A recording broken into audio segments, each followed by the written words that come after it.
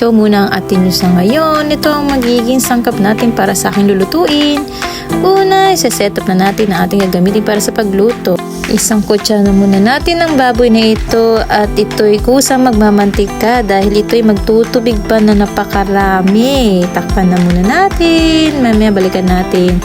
At ito na nga, lumabas na ang tubig-tubig. Hintayin naman natin siya ngayon magmantika at maging golden brown. Ito at balikan na natin at nawala na nga ang tubig. Ngayon naman hintayin natin siya ngayon magmamantika. Yan na, nagbabrown na ang ating kawawi. Mamaya-maya lalabas na ang kanya mga mantika-mantika dyan. Lagyan natin ng asin, pampalasa.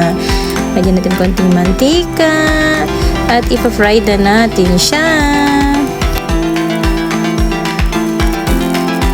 At eto na nga siya. Golden brown na siya. Ating iset aside.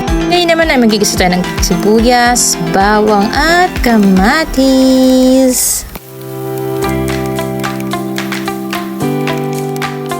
Kapag ganito na nga ang kamatis, pwede na natin ilagay ang kaninang pinaride natin na fork.